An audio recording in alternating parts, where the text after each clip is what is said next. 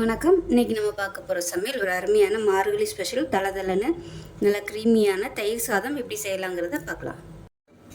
இப்போ ஒரு குக்கர் எடுத்துக்கலாம். ஏதாவது ஒரு கப் எடுத்துக்கோங்க. நான் இந்த டம்ளர் எடுத்திருக்கேன். இதில் 3/4 டம்ளர் அளவுக்கு பச்சரிசி எடுத்திருக்கேன். இப்போ நல்லா வாஷ் பண்ணிவிட்டு வந்துடலாம். இப்போ எந்த கப்பில் அரிசி எடுத்தோமோ அதே கப்பில் 1 கப் அளவுக்கு காய்ச்சி ஆற வச்ச பால் சேர்த்துக்கலாம். மீதி 3 டம்ளர் அளவுக்கு சாதாரண தண்ணி சேர்த்துக்கலாம். மொத்தம் 4 கப் அளவு தண்ணி சேர்த்துக்கலாம். 1 டம்ளருக்கு 4 டம்ளர் தண்ணி. இப்போ பொங்கி ஊற்றாமல் இருக்கிறதுக்காக லேசாக ஒரு 2 சொட்டு எண்ணெய் விட்டுக்கலாம். கொஞ்சமாக உப்பு சேர்த்துக்கலாம். இப்போ குக்கரை மூடி வச்சுட்டு நல்லா ஒரு 5 விசில் விட்டுட்டு நல்லா ஸ்டீம் போனதுக்கப்புறம் பார்க்கலாம். இப்போ சாதம் எப்படி இருக்குன்னு பார்க்கலாம். இப்போ நல்லா மசிச்சு விட்டுக்கலாம். மசிச்சுட்டு இது கொஞ்சம் ஆறட்டும். நான் தயிர் சூடாக ஊற்றக்கூடாது, கொஞ்சம் ஆறட்டும். இப்போ பாருங்கள் நல்லா ஆறிடுச்சு. இப்போ இந்த ஸ்டேஜில் எந்த கப்பில் நம்ம அரிசி எடுத்தோமோ அதே கப்பில் அதே அளவுக்கு தயிர் சேர்த்துக்கலாம். தயிர் கொஞ்சம் கூடவும் சேர்த்துக்கலாம், ஒன்றும் பிரச்சனை இல்லை. அது நல்லா கலந்து விட்டுக்கலாம்.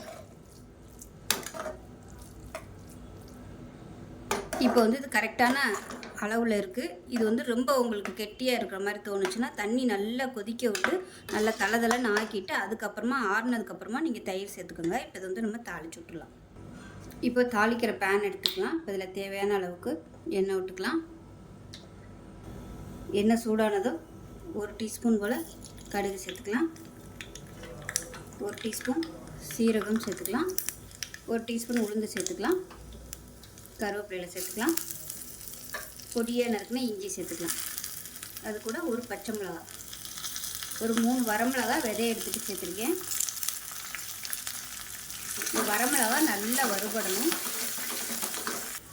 இது எல்லாமே நல்லா வறுபட்டுருச்சு. இந்த தாளிப்பு எடுத்து அப்படியே நம்ம தயிர் சாதத்தில் சேர்த்துடலாம். இது கொஞ்சம் ஆறட்டும்.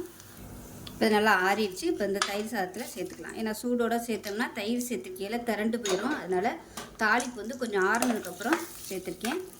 அதை நல்லா மிக்ஸ் பண்ணிட்டுக்கலாம். இதில் விருப்பப்பட்டால் கிரேப்ஸு மாதுளை கூட நீங்கள் சேர்த்துக்கலாம். இப்போ லேசாக மேலாப்பில் கொத்தமல்லி சேர்த்துக்கிட்டேன். அவ்வளோதான். ஒரு சூப்பரான தயிர் சாதம் ரெடி ஆயிடுச்சு. இப்போ நமக்கு அருமையான தளதளன்னு தயிர் சாதம் ரெடி ஆயிடுச்சு. இந்த வீடியோ பிடிச்சிச்சுன்னா லைக் பண்ணுங்கள், கமெண்ட் பண்ணுங்கள், சேனலை சப்ஸ்கிரைப் பண்ணுங்கள், பக்கத்தில் பெல் பட்டனையும் ப்ரெஸ் பண்ணுங்கள். நன்றி.